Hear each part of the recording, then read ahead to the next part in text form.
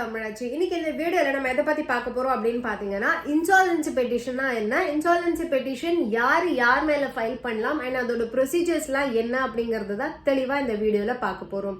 பேசிக்கா insolvency petition வந்து கம்பெனிக்கு கடன் கொடுத்தவங்க மட்டும்தான் கம்பெனி மேல ஃபைல் பண்ண முடியும். இல்ல ஒரு கம்பெனி கடன் வாங்கின கம்பெனி கடன் கட்ட முடியல அப்படின்னா அவங்க மட்டும்தான் இந்த இன்சால்வன்சி பெட்டிஷன் ஃபைல் பண்ண முடியும் அப்படிங்கிற பிம்பம் இருக்குங்க. இது உண்மை கிடையாது.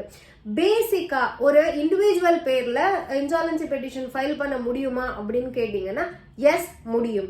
ஒரு கடன் பட்டவர் கடனை திருப்பி கட்டல அப்படின்னா கடன் கொடுத்தவர் ரெண்டு வகையா கேஸ் ஃபைல் பண்ணுவாங்க. ஒன்னு மணி ரெக்கவரி சூட் போடுவாங்க டிஸ்ட்ரிக்ட் கோர்ட்ல. அப்படி இல்லாட்டி நீங்க வந்து இன்சால்வன்சி பெட்டிஷன் ஃபைல் பண்ணுவாங்க அண்டர் இன்சால்வன்சி ஆக்ட் 1909 அப்படின்னு தெரிஞ்சுக்கோங்க. ஓகே, இந்த இன்சால்வன்சி டெப்ட் ரிகவரி, அதாவது மணி ரெக்கவரி சூட் வந்து பேசிக்கா நீங்க கேள்விப்பட்டிருப்பீங்க. அது வந்து டிஸ்ட்ரிக்ட் கோர்ட்ல ஃபைல் பண்றது, அது இண்டிவிஜுவல் பேர்லயுமே ஃபைல் பண்ணுவாங்க.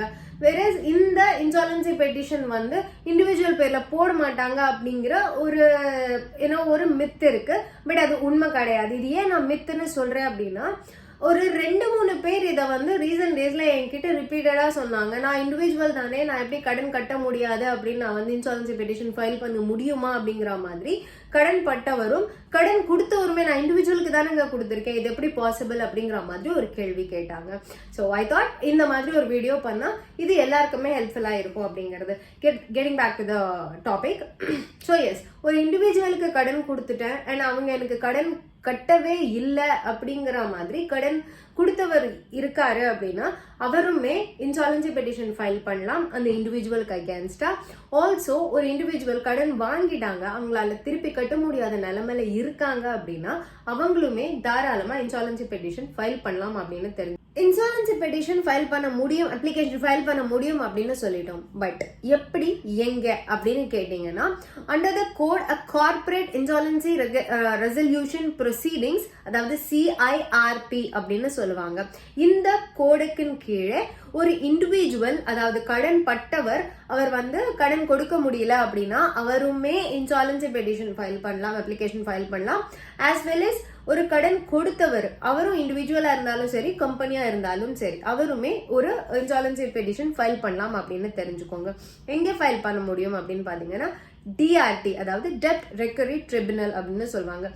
இங்க ஃபைல் பண்ண முடியும் அப்படின்னு தெரிஞ்சுக்கோங்க. கடன் கொடுத்தவர் இல்ல கடன் பட்டவர், இவங்க 2 பேர்ல யார் வேணா இன்சால்வன்சி பெட்டிஷன் ஃபைல் பண்ண முடியும் அப்படின்னு தெரிஞ்சுக்கோங்க. லைக் ஒருத்தர் இல்லாட்டி அதே இப்ப ஒரே நபருக்கு 2-3 பேர் கடன் கொடுத்திருக்காங்க அப்படின்னாலும் அந்த 2-3 பேர் சேர்ந்து ஃபைல் பண்ணலாம். இல்ல ஒருத்தர் 2-3 பேருக்கு கடன் கொடுத்திருக்காரு, அந்த 2-3 பேருமே கட்டல அப்படின்னா இந்த 2-3 பேர் சேர்ந்து இவங்க வந்து இன்சால்வன்சி பெட்டிஷன் ஃபைல் பண்ணலாம் அப்படின்னு தெரிஞ்சுக்கோங்க. இந்த லோன்க்கெல்லாம் கட்ட முடியும், லைக் ஒன்லி ஒரு ஆப்ரேஷனல் லோனு இல்ல வந்து செக்யூர்ட் லோன், இதுக்கெல்லாம் மட்டும்தான் இவங்க வந்து இந்த இன்சால்வன்சி போக முடியுமா அப்படின்னு கேட்டீங்கன்னா கண்டிப்பா கிடையாதுங்க.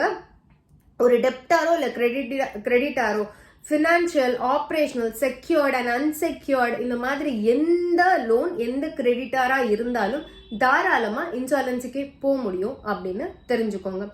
ஓகே, இப்போ வந்து இன்சால்வன்சி பெட்டிஷன் ஃபைல் பண்ணியாச்சு, ஃபைல் பண்ண உடனே உங்களுக்கு வந்து ரெமிடி கிடைச்சிருமா அப்படின்னு கேட்டீங்கன்னா பேசிக்கா கிடையாது. இன்சால்வன்சி அப்படிங்கிறது என்னன்னா, it is opening a door அப்படின்னு சொல்லலாம். ஃபர்ஸ்ட் ஒரு கடன் கட்டினவங்க இல்ல கடன் கட்ட முடியாதவங்க இல்ல கடன் கொடுத்தவங்க பண்ண வேண்டிய என்னோட பேசிக் ஒப்பீனியன் என்னன்னா, யாரு டைரக்டா இதுல இன்வால்வ் ஆயிருக்காங்க, யாருக்கு கடன் கொடுத்துருக்கீங்களோ இல்ல யாருக்கிட்ட கடன் வாங்கியிருக்கீங்களோ அவங்க கிட்ட பேசி உங்களோட டெப்டை கம்மி பண்ணி ஒரு செட்டில்மெண்ட் அமௌண்ட்டுக்கு வந்து இந்த கடனை அடைக்கிறதுக்கு பார்க்கணும்.